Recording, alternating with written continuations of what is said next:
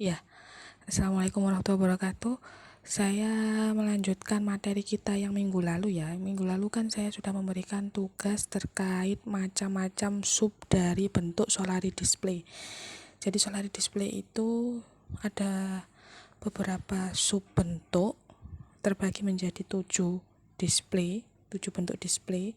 Solari ini sebenarnya lebih tepat digunakan untuk department store, tapi juga cocok bila kalian gunakan untuk minimarket atau supermarket ya, swalayan.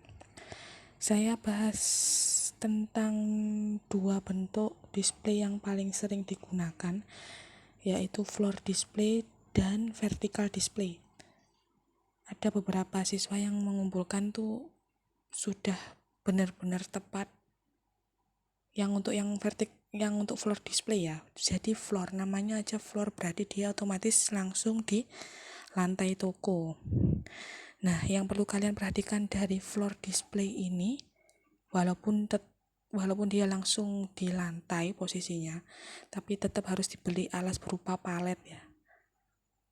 Yang penting harus ada alasnya, karena apa? Supaya nggak lembab, menjaga kualitas produk.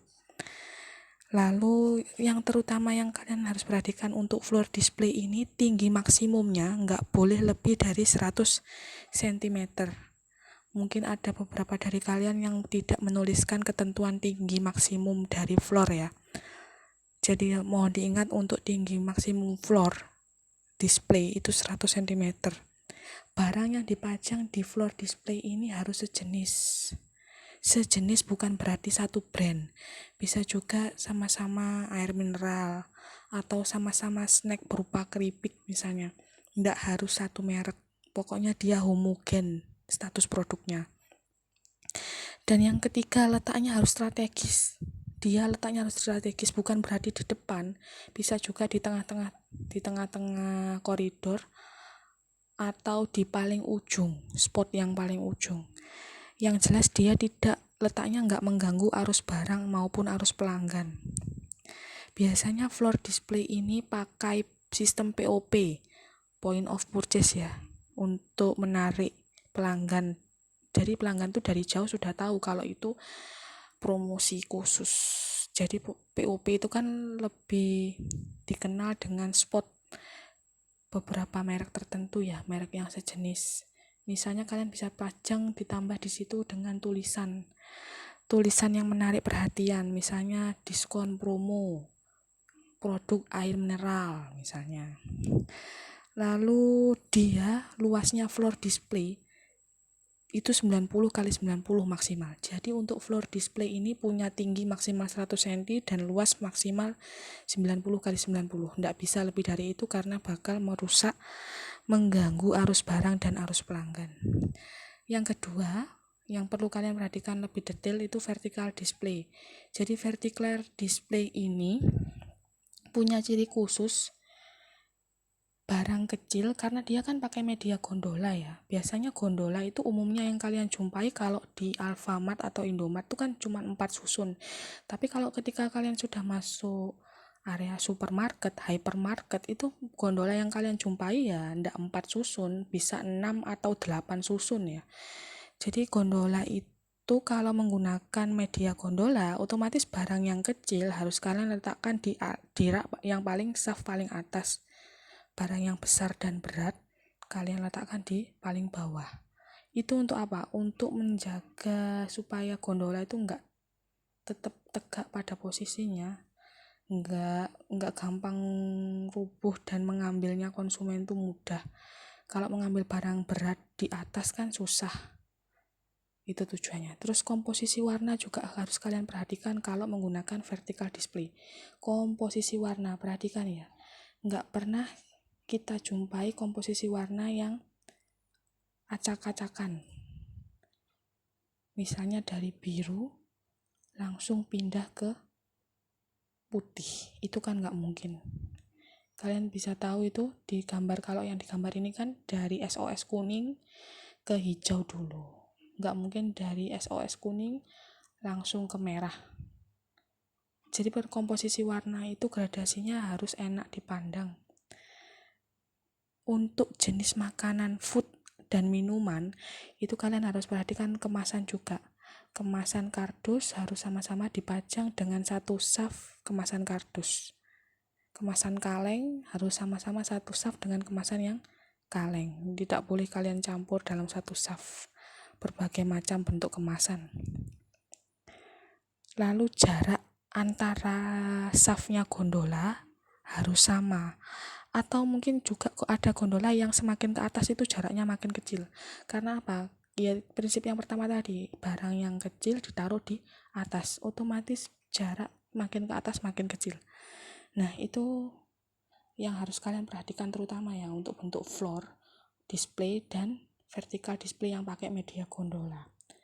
Nah, ini nanti akan saya tuliskan lebih detail di kantong tugas itu mengenai POP. Jadi nanti kalian supaya lebih memahami tentang POP, point of purchase, itu akan saya jelaskan detailnya di kantong tugas.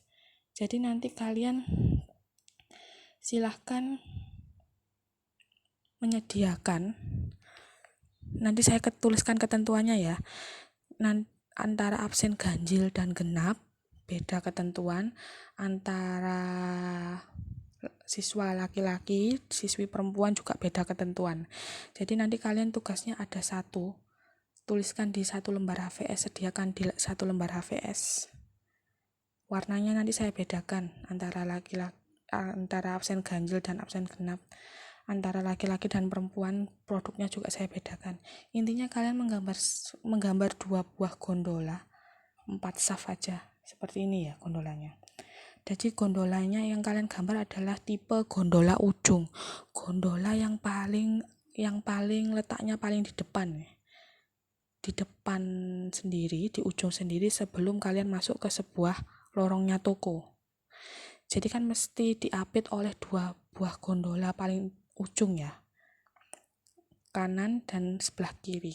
Ada 4 saf seperti ini, nanti kalian gambar. Pastikan perhatikan kalau jarak antara tepi kanan, tepi kiri, dan sisi tengah ini sama. Coba kalian lihat gambarnya nih ya. Tepi kanan, tepi kiri, sisi tengah itu jaraknya sama. Terus arsirannya ubin ini juga sama. Simetris lah intinya ya. Tingginya simetris, jarak antara saf pertama sampai saf keempat simetris. Lalu ini ada muncul 4 garis ke atas ya. 4 garis ke atas ini untuk menggambarkan safnya gondola yang menjorok masuk ke sebuah lorong ya. Jadi nanti kalau kalian sudah mewarnainya seperti ini, jadi memang wajib diwarna nanti. Nah terus ini lambang-lambangnya ini menggambarkan contoh produknya. Jadi nanti contoh produknya, deskripsinya saya tulis di detail kantong tugas.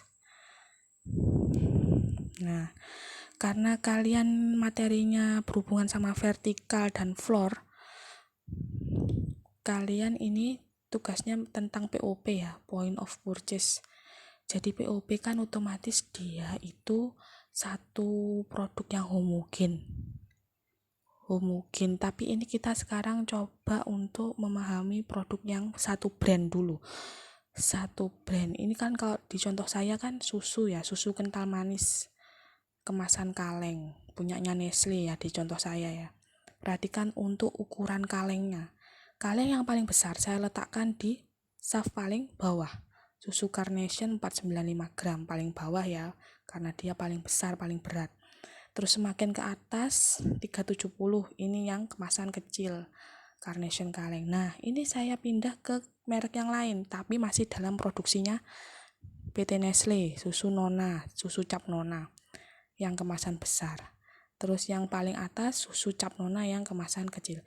Jadi kental manis cap Nona sama Carnation kan sama-sama dari PT Nestle. Nanti untuk uraian produknya saya bagi di kantong tugas. Nah, intinya perhatikan benar-benar jaraknya antara ruas kanan, ruas kiri, dan sisi tengah. Garis yang menjulang ke atas ini tetap harus kalian gambar ya, 4 saf, karena untuk menggambarkan ada gondola yang mengikuti masuk ke lorong. Jadi nanti posisi kertas HVS kalian itu horizontal. Horizontal ada 2 gondola, ada yang garis yang menjorok ke dalam, posisinya horizontal, dan kalian warnai. Kalian beri warna. Terus untuk lambang produknya ini, lambang produknya yang segitiga, persegi panjang, gambar hati, itu terserah kalian. Terserah kalian masing-masing lah, kalian kasih lambang seperti apa. Intinya nanti keterangannya harus sesuai dengan deskripsi produk yang saya tuliskan di kantong tugas. Itu ya penjelasannya. Lalu yang berkaitan dengan bab 2 kalian ya, atribut produk yang sempat kayak singgung kemarin tentang desain produk. Jadi kan desain produk itu meliputi banyak. Jadi suatu produk itu pasti punya fiturnya, kemasannya, jaminannya, komposisinya, layanan pelengkapnya.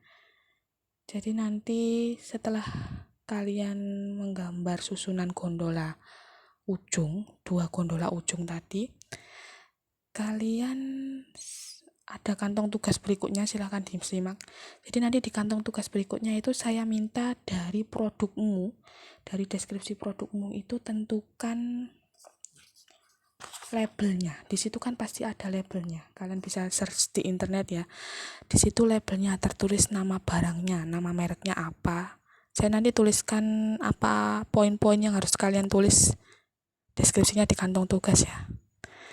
Nama barangnya, ukurannya, netonya, komposisinya, sampai dengan jaminan, garansi layanan pelengkap. Saya uraikan detail deskripsi tugasnya nanti di kantong tugas. Pertanyaan bisa kalian lanjut via WA-G. Cukup sekian dari saya materi hari ini. Wassalamualaikum warahmatullahi wabarakatuh.